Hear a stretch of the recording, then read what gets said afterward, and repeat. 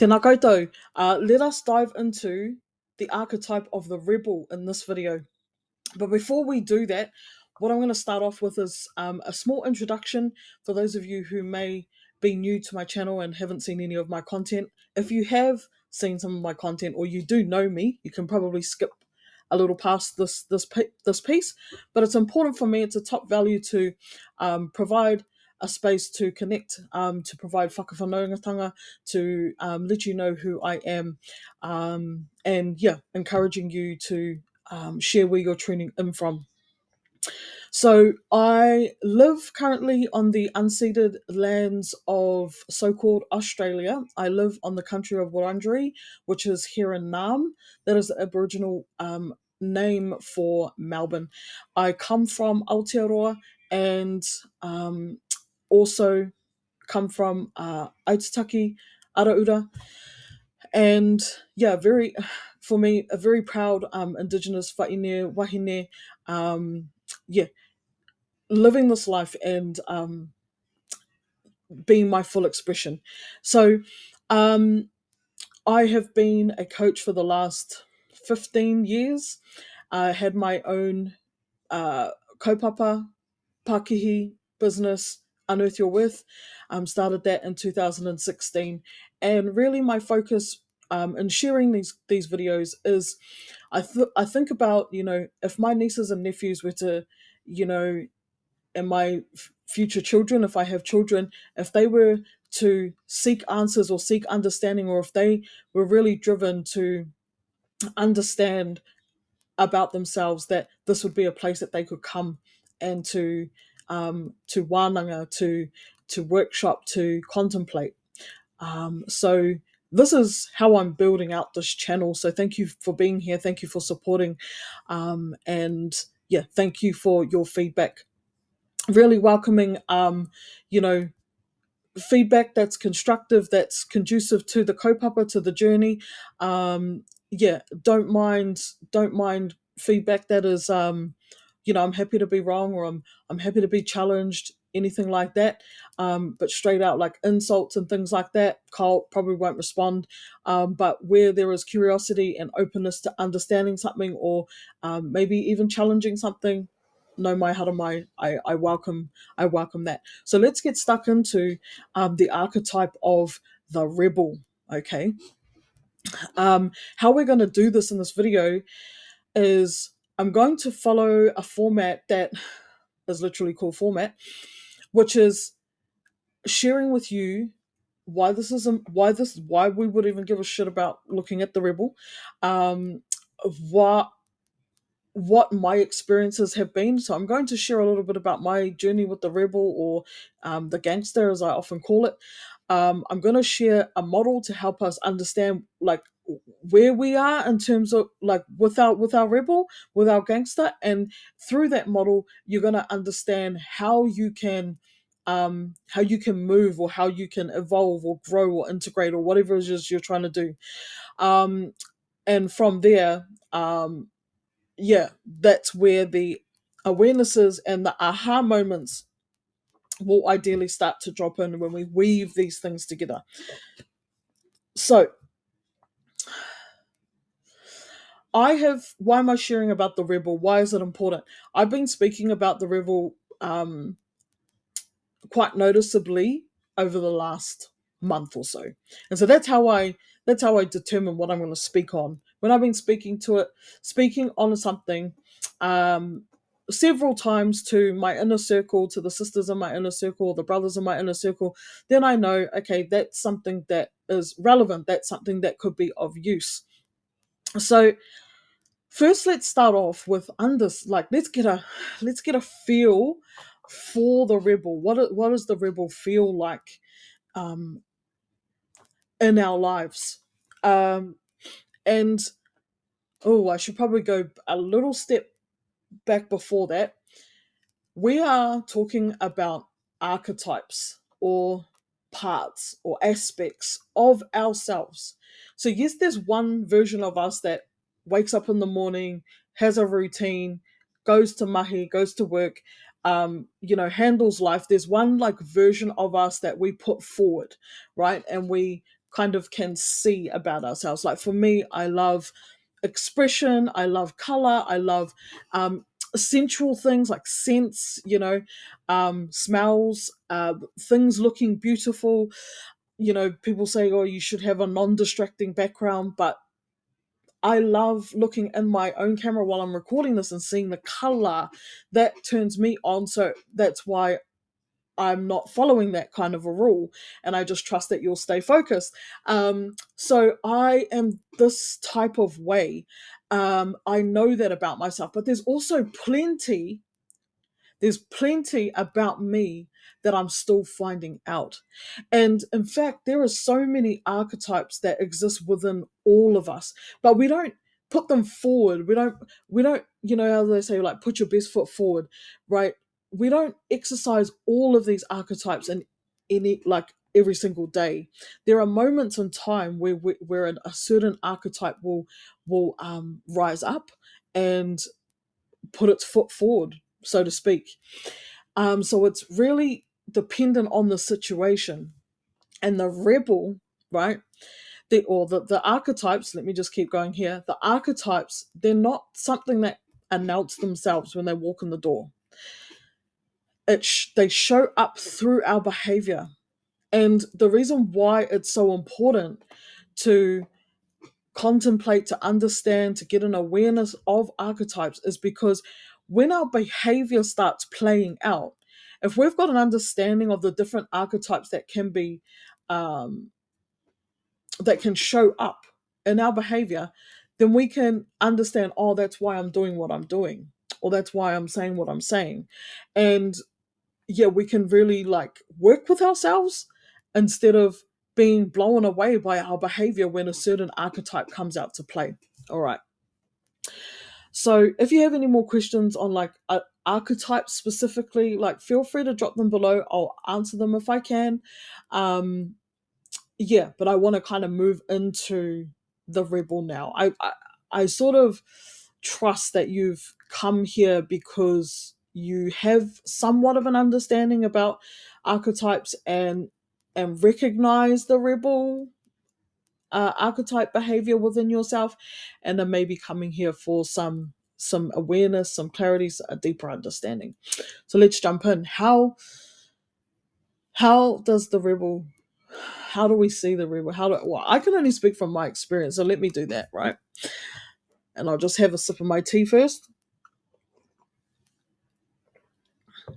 Firstly, I've named this video both the rebel and the gangster. When we work with archetypes, the more personal they are, the better, because it's a sign that we have a connection with our archetypes, with the parts of us that are roaming around within our subconscious, and sometimes conscious. It shows the connection that we have with them. Like if I think about all of my really good mates, good friends, even colleagues, like past colleagues, if we were tight, like I will have a nickname for you. Like my best friend, I don't call her a name, right? I call her a nickname. My cousins, they all have nicknames, right? Um, but it's more than a nickname. It's a name that I call you because I am connected to you, because we have a connection. So I refer to my inner rebel more frequently as the gangster, right? Because when I think about a gangster, it's clearer to me. It matches the behavior that I see when it comes out. But essentially, my gangster can be pretty fuck the world, you know? Things that can take on anything and anyone. Fights. Down for a fight. Not afraid, does not back down. Does not back away. In fact, will lean in. Like, oh yeah, wanna go. Right? Wanna go. Hey. um it's this it is this gangster. I mean, do I need to go on? Like, we've all watched at least TV series, and that's the power of archetypes, is that we can relate them. We see them in movies, we see them in characters. That's another word for archetype. They're characters. Essentially, an archetype is something like a character that when you think of it, you don't just think of a single person. It's an archetype. It fits the description of many different people, right? It's an attitude. It's got a certain attitude. It's got certain values. It's got certain standards. It's got certain behaviors. It's a character, right? So the rebel, the gangster, for me, loves a fight, does not back down from a fight, and for me personally, has, like, I can attribute a lot of my progress, growth, success to my rebel. Um, it gets shit done. It's not afraid to do what needs to be done. Okay, and that's, like, I love my gangster for that. I love it for that. And when I share my journey, we're going to go into, you know, why it's important to honor where we are, and also at times to acknowledge, to acknowledge where we are, and is that in alignment with what we say we want, and then being able to be flexible in our behavior. So if we're here's why this is important. If I fully just stayed in my gangster, right, just in my rebel, in my gangster, in my fuck the world, right, that would take a toll on my well-being, because I'm always fighting. I'd be always fighting. I'd be always fighting, provoking, down for a fight. But somewhere along the way, I was asking myself, like, oh, I'm so tired. Why? Like, do I want to be tired? No. Well, how are we spending our time, Jade? This is my journey. Like, I had to ask myself, well, what are we doing? We're gearing up for fights on social media. Like, we're writing provocative posts. We're, being triggered, then writing posts in retaliation. Like, it's a fight. And I was tired, right?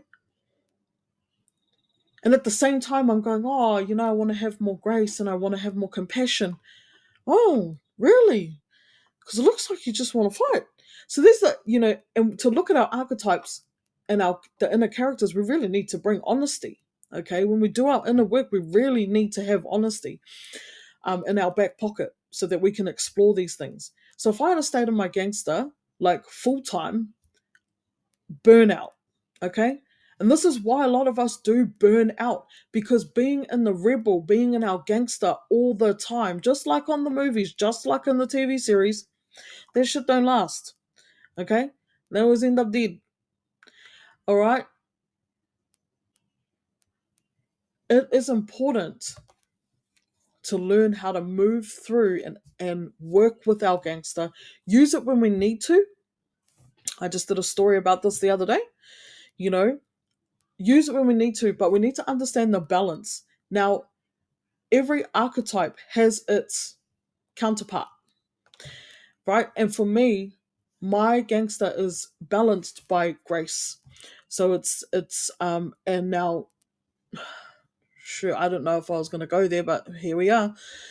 So on one side of my spectrum, I have, my ability to be in my gangster. On the other side of the spectrum, I have the trained, because I've trained myself to, ability to be in my grace, and to be in the middle, to have this balance of my gangster and my grace is the sweet spot. There are going to be times in life where I need to be more on the gangster side and have a boundary and have some standards and have some honest conversations, and, like, not blinking when I tell you, or when I tell somebody no.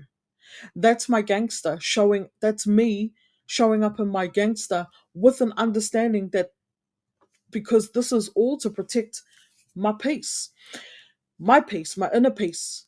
And if my peace is protected, then everyone, we're all at peace. So I can be in my gangster. On the other side of the spectrum, we've got grace. When I need to, have a bit more compassion, or listen, or be open, having an honest conversation, but being open to it, not just wanting my side of the story to be right. Having that grace there helps, and having that balance is everything. So if we stay in our gangster, we stay in our rebel too long, we end up hurting ourselves. And the key thing here, and why it's important to work and understand the gangster, the rebel, is because when we understand our rebel, and that we're only fighting ourselves, that fight that we love so much is we only actually fighting within ourselves. That's when the game dissolves. The game completely dissolves, because when we see that we're just fighting ourselves, we're not actually fighting people on social media, the government, the systems, the our colleagues at work, family, partners. When we realize that that's that's that's not what we're actually fighting, that's not who we're actually fighting, it's just we're fighting us, the jig is up, the game is over. And it's like these doorways open to this deeper realization that, oh, okay, our rebel, our gangster was doing what it needed to do to help us like get through and survive. But we, on some level, when we lay down that, what I call the blunt axe, because my gangster kind of, gangsters carry glocks, right? My gangster carries this blunt axe, and I have the ability to really swing it if I need to, like, and I have in the past just swung this blunt axe. When we realize that, when we've been swinging this blunt axe, and then we kind of start asking, like, is this what I want to do, like, all the time? What we're actually asking is, like, we're asking to move through the stage of like really um unsustainable, like, rebel. Yeah. And we're asking to become a more healthy version of our rebel. We don't want to carry the blunt axe anymore. When we start feeling tired like that, when we start feeling remorseful or sorry sometimes for the way we're acting, that's us actually like saying, oh, I want something different. I want something different. Like, yes, we know we can get it done. Yes, we know we can, like, bulldoze our way through and, um, you know, be like, if the world, all of this, like, my shit don't stink, like, like, I am all that. we yes, we know we can do that, but something within us starts to go, oh, is this really what I want, like, full time?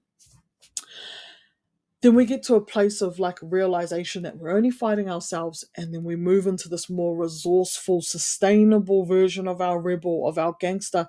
And it becomes sustainable when it starts to be balanced by our own grace. When we can balance, when we can start like bringing in grace as well as our gangster, that's when it starts to become sustainable.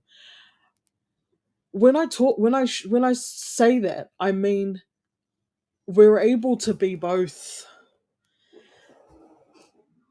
I was saying in my stories that, the gangster can kind of be like pretty, like, whatever, I don't care.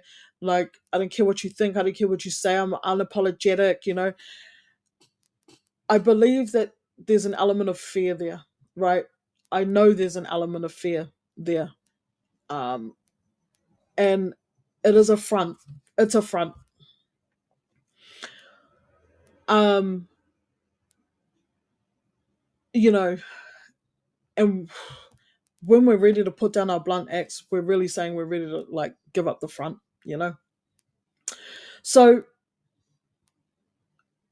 too much grace, not enough gangster, I feel, is a bit spineless. If we're just, like, overly nice, thinking, now my definition of grace is a little bit different to what the movies portray. Grace to me isn't just nice, isn't just soft and flowy. No, grace is honest. You know, grace is honest, and yeah, it's not soft. yeah, there's a firmness about real graciousness, and it's gracious because it cares about all living beings.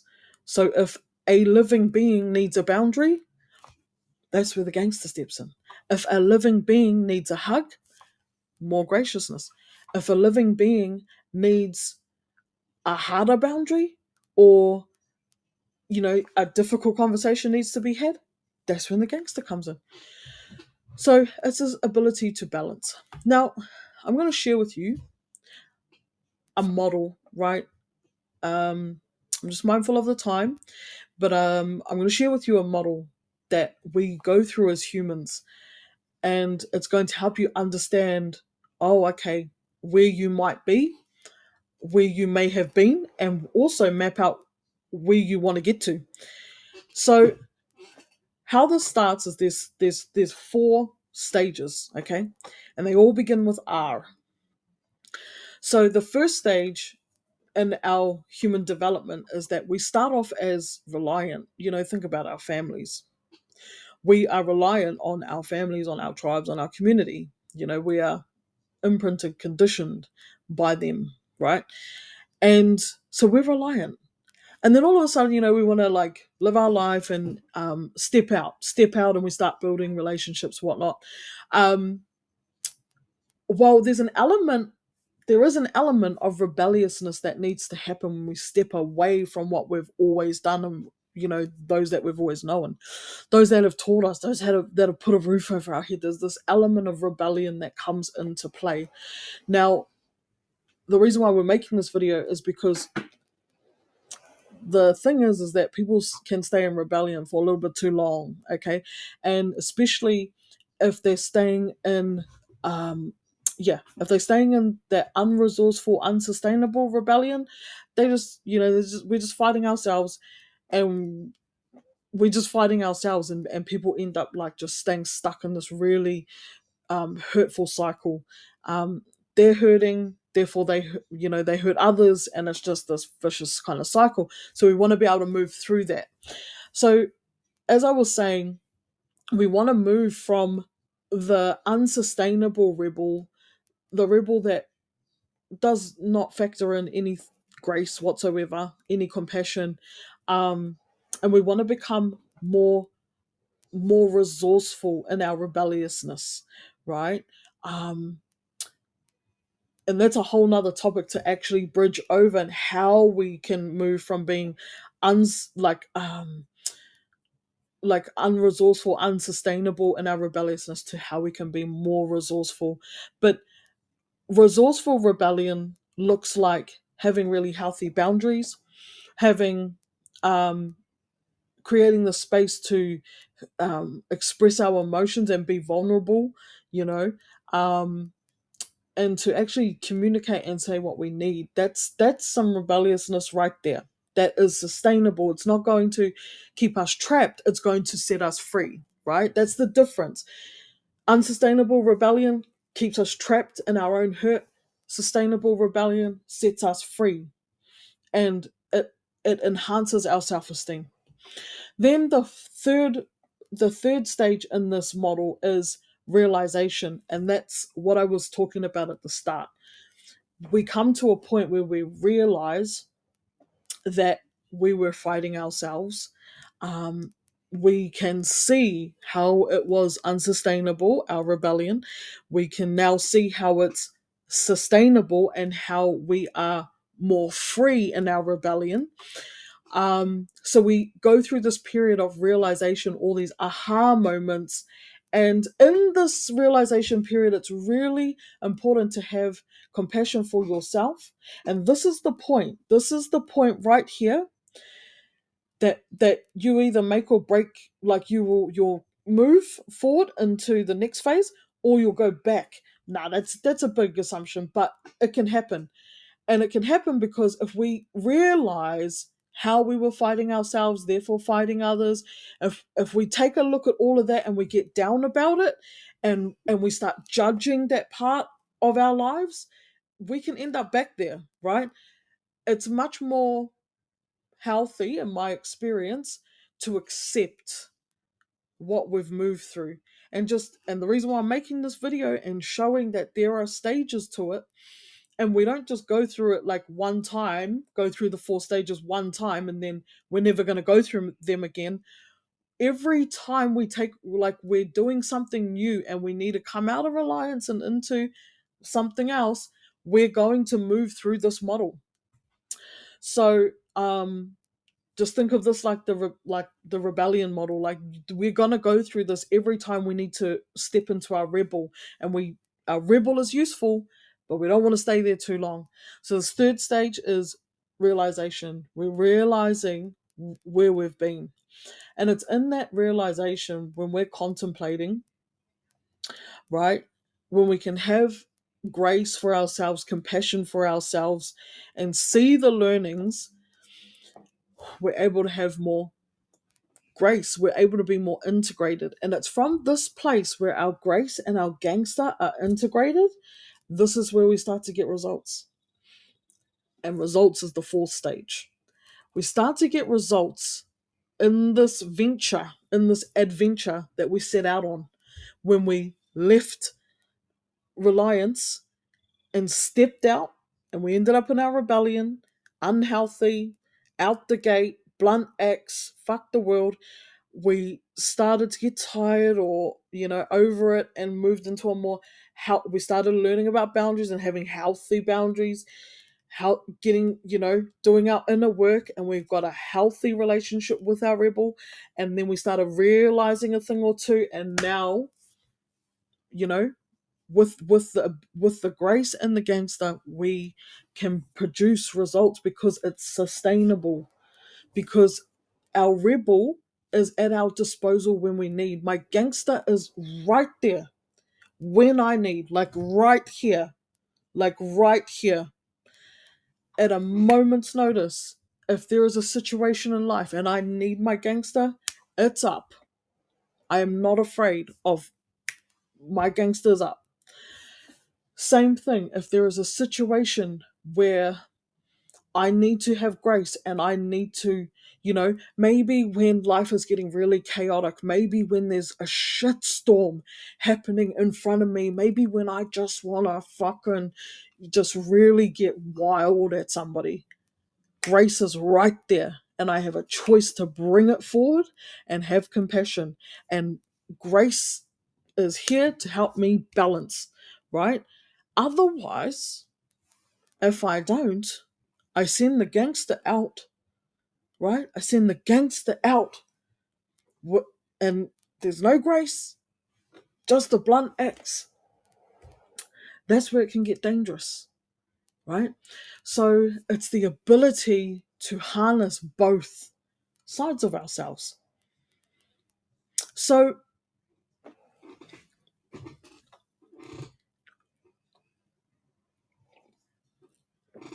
to round it up, our gangster has our back when we need it. Like, imagine you're in a situation and you need to tell somebody, N-O, way, no way. No way are you coming in up in here like this. Get back. Imagine you need to do that and you don't have that.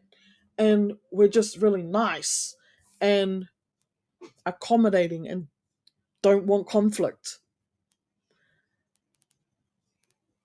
That's really unfortunate, because then people can walk all over you. What if we've always been in our gangster and that's all we know, and we're fighting and, F the world, and then there's a time where we really need to, like, hold space for somebody or listen. If we don't have our grace, then we're just going to be putting forward, like, someone who just wants to fight. And that's really dangerous. So gangster without the grace is dangerous. Grace without the gangster is spineless. And for me, this is just for me personally, I don't know about you, let me know in the comments. I don't prefer to be one or the other. I want to be a balance of both. And I'm also happy, I'm safe in some moments to be spineless if that's what I end up being in some situations. And I'm happy to be dangerous if that's what happens in some situations. And the reason why I'm okay and I'm safe and I'm letting you know you are too is because we're human and we don't have it. We don't have it balanced at all times. Know what I'm saying? We do not. And the person that tells you that they're full of it. We are human and we are going to be spineless sometimes and we're going to be dangerous in our communication and our behavior sometimes. But what is really important is not to get caught up on one of these is wrong. What's more important is to have ownership in your back pocket for when you do end up in a spineless or dangerous situation with our communication and behavior, that we've got ownership and honesty in our back pocket to address what happened in that situation. That's more important than getting caught up on trying not to be spineless or trying not to be dangerous. Aim to be balanced, do your best, and when shit goes south, bring honesty, bring ownership, and you will be right. You know, that self responsibility, right? After the fact and in hindsight, you know, is always the backup, right? So, yeah, I I trust that this was valuable for you. Let me know. I'm really excited. Actually, I've just started to. I've just created a structure with my video editing. Not editing, but I'm not editing the video I take, but just I've created a system to put out videos more frequently. As I said, my desire at the start is to create this library, this legacy, if you like, of content that I've been sharing over the last 7 years. And yeah, I want to know what is valuable. I want to know what is valuable. I want the feedback, right?